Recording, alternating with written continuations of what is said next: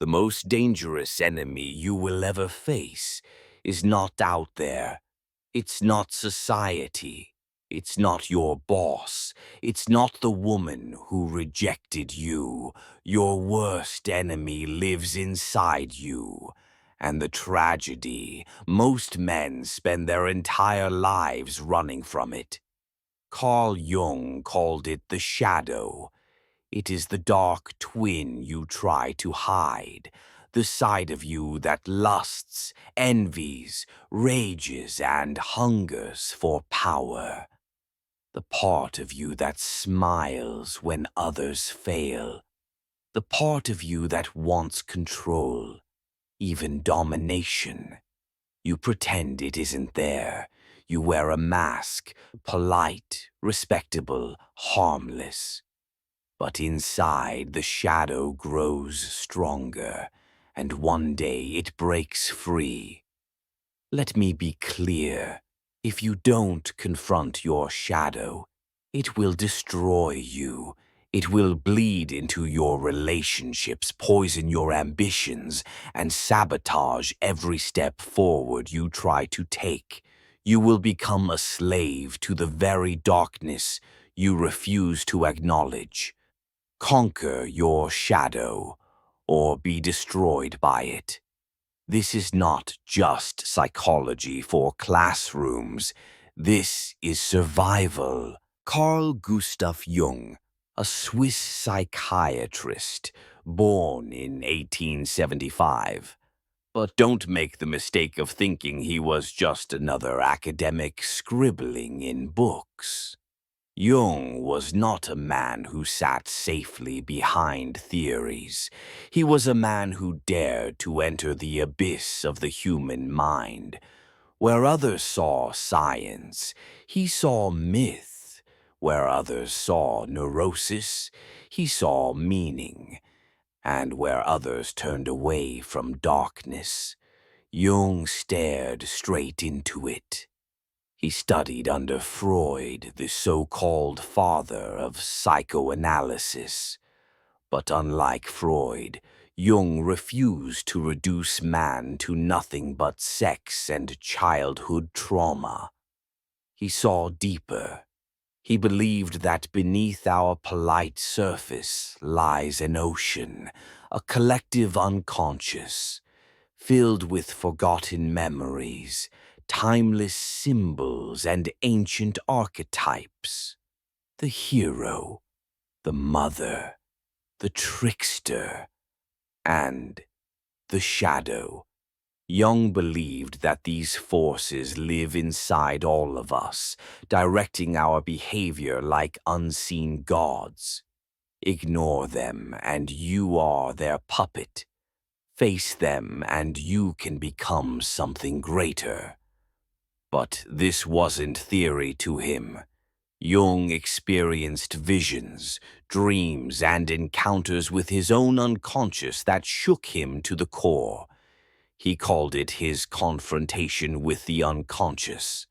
And from this struggle, his most powerful idea emerged, that every man carries a shadow.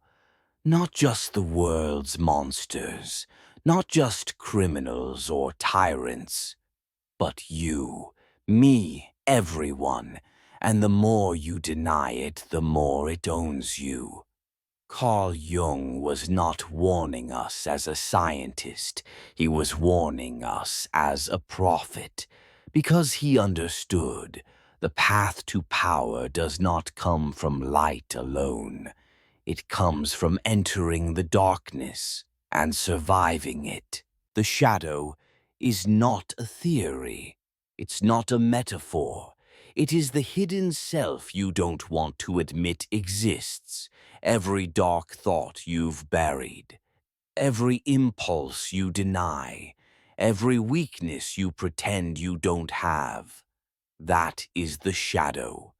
It is your rage waiting to explode. It is your envy gnawing at your insides. It is your lust twisting into obsession. It is your cowardice disguised as politeness. It is every part of you that society told you to reject. And here's the truth. You didn't kill it. You only buried it. And the more you bury it, the more power it gains in the dark. Think about it. You've felt anger rise in you, anger you couldn't control. You've had thoughts you would never dare say out loud. You've looked in the mirror and seen a stranger staring back at you. That's the shadow. It doesn't ask for permission. It doesn't play by rules, and it doesn't disappear just because you close your eyes to it. This is why Jung called the shadow the dark twin of the personality. It's not some villain outside of you. It is you. The you that you reject, the you that you're afraid to acknowledge, the you that can ruin everything if left unchecked. Understand this. The shadow is not evil by nature. It is raw, unfiltered energy. It is power corrupted by denial. When you repress it, it poisons you. But when you confront it, when you claim it, it becomes fuel. Your anger turns to strength. Your lust becomes creativity. Your fear sharpens into courage. The shadow is always there. You can deny it, repress it, run from it. But sooner or later it will find you. The only question is, will you master it, or will it master you? When you ignore your shadow, you don't erase it. You empower it. What you repress will return. And when it returns, it won't ask for permission. This is why the nicest men often explode in violence, why the most holy leaders are exposed in scandal, why the most disciplined workers secretly drown in addiction, because what you bury does not die. It waits, it festers, and one day it takes control. Look closely at the people you hate. The arrogance you despise in others lives in you. The weakness you mock in others is your own fear. The desires you condemn are the ones you secretly crave. This is projection, the weapon of the man who refuses to face himself. Jung warned us, the man who does not confront his shadow will project it onto the world. He will fight evil outside of him, while blind to the same evil within. That is how wars are justified. That is how mobs are born. That is how entire societies collapse when men refuse to own their darkness. You've seen it. The man who preaches virtue while drowning in vice. The man who insists he's strong while secretly addicted to weakness. The man who tells the world he's in control while his shadow pulls every string. Here's the brutal truth. If you don't face your shadow, you are not free. You are a puppet. And the hand inside you is not God, not society, not fate. It's the shadow you locked away, and it owns you. The price of ignoring your shadow is not peace. It's destruction of your relationships, of your ambition, of your very soul. Jung gave us a terrifying warning. When you deny your shadow, you don't erase it. You see it everywhere else. This is projection. And it is the oldest trick of the unconscious. You become blind to your own flaws, and instead you hunt them in others. The man who hates weakness in others is hiding from his own weakness. The man who despises arrogance is terrified of his own arrogance. The man who screams about corruption is often corrupted himself, and the more violently you attack others, the clearer it is that you are at war with yourself. Think of the people you can't stand, the ones who trigger you, the ones who make your blood boil. You call them liars, cowards, degenerates. But here's the question Jung forces you to ask. Are you seeing them, or are you seeing your own shadow staring back? This is why Jung feared the collective shadow, because when enough men project their darkness onto the world, they stop seeing humans. They see enemies, and history drowns in blood. Wars are fought in the name of destroying evil, but evil is not out there. It begins in here, in the darkness we refuse to own, and when men will not confront their inner shadow, they unleash hell on everyone else. This is projection. The coward calls others cowards. The liar calls others liars. The weak man calls others weak. And the cycle continues until the man breaks or awakens. Before you point the finger at others, ask yourself, is it them you hate, or is it the shadow you've been running from? The shadow is not just psychology. It is myth. It is story. It is the eternal pattern of the human soul. Every culture, every civilization has told the same story in different forms. The story of the hero confronting the monster, the dragon, the demon, the dark twin. That monster is not random. It is the shadow. The chaos we fear outside is the chaos we carry inside. Luke Skywalker did not just fight Darth Vader. He fought the dark side within himself. Dr. Jekyll created Mr. Hyde, the shadow he tried to suppress. Even ancient myths understood. You cannot escape your darkness. You must face it, or be consumed by it. Jung saw myths as more than stories. He called them archetypes, timeless symbols written into the human psyche. The hero, the trickster, the shadow. These are not characters on a stage. They are forces inside you. When you dream of monsters, of falling, of being chased, it is not fantasy. It is your unconscious speaking. It is your shadow calling out to be faced. This is why the hero's journey always begins with a descent. Into the cave, into the underworld, into the unknown. Because the treasure you seek is always guarded by the shadow you fear. Every myth whispers the same truth. There is no growth without confrontation, no strength without struggle, no light without shadow. You are the hero, your shadow is the dragon, and your destiny depends on whether you run from it or rise to meet it. The shadow cannot be destroyed. It cannot be killed, erased, or buried forever. Integration does not mean indulging your darkest impulses. It means owning them. It means looking your rage in the eyes and deciding how to use it. It means admitting your envy, your lust, your greed, instead of pretending you're above them. Because the man who denies his darkness is ruled by it.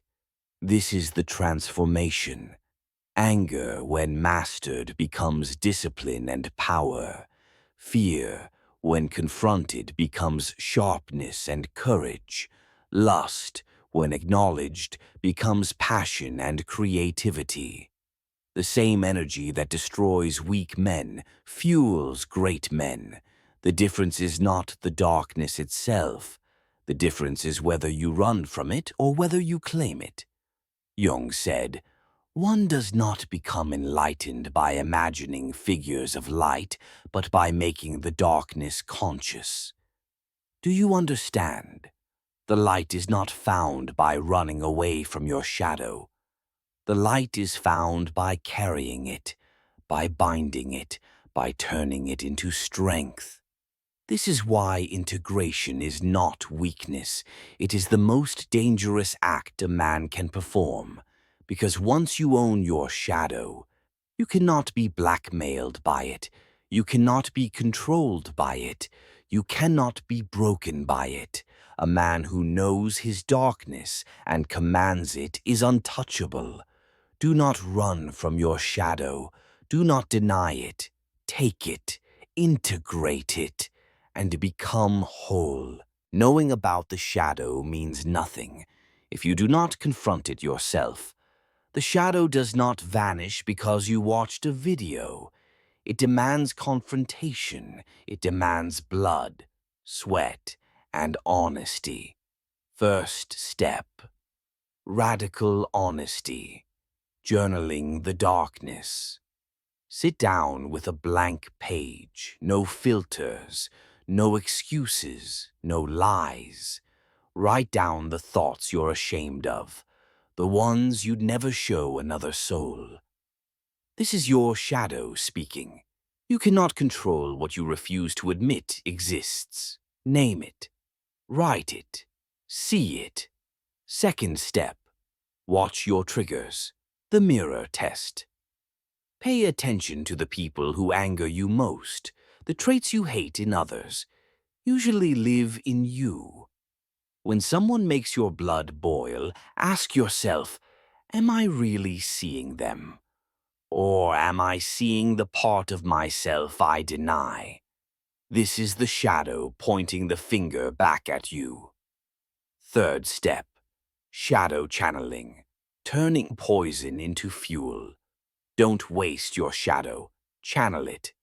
Turn anger into discipline. Turn fear into courage. Turn lust into creation. This is the alchemy of the psyche, transforming darkness into power. And fourth step: confront fear directly. Every time you avoid fear, your shadow grows. Every time you face it, your shadow bows. Choose discomfort on purpose. Take the cold shower. Speak the hard truth. Do the thing you keep postponing.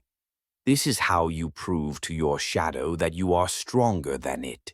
Shadow work is not a game. It will break your illusions. It will wound your pride. But if you endure it, you will discover something men today have forgotten. The shadow is not your enemy. It is your greatest source of strength. Today, the shadow is everywhere. It leaks out in the lives of men who have been told to smile, obey, and stay nice. Men who were taught to suppress their aggression, their hunger, their darkness. And the result? A generation of men who are weak on the surface and poisoned inside. The shadow is there when you waste hours in front of a screen, feeding addictions you swore you would quit. It's there when you lash out at strangers online while avoiding your own failures.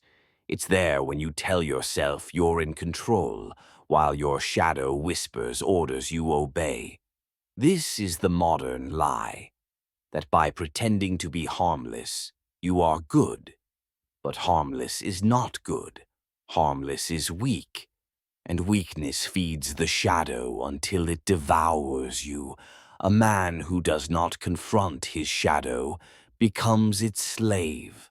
A man who confronts it becomes dangerous, not reckless, not chaotic, but controlled, respected, feared when necessary. Modern men are broken because they were told to deny their shadow. But the truth is this: strength does not come from denial. It comes from mastery, from owning your darkness and bending it into power. You will face your shadow. There is no escape. You can lie to yourself, bury your darkness, wear the mask of a harmless man. But the shadow waits. It waits in your anger. It waits in your envy. It waits in every weakness you pretend you don't have. And one day, it will break through. Most men will be destroyed by it. They will let their addictions, their failures, their hidden rage consume them. They will project it onto the world, blaming everyone but themselves. And they will die as slaves to the darkness inside. But a few, a rare few, will do what Carl Jung demanded. They will descend into the abyss. They will meet the monster in the mirror. And they will not run. Those men will conquer their shadow. And when they return from the abyss, they will be unbreakable. They will be whole. They will be dangerous, but in control. And that is the paradox of true strength. Only the man who embraces his darkness can fully walk in the light. Conquer your shadow, or be destroyed by it. The choice is yours.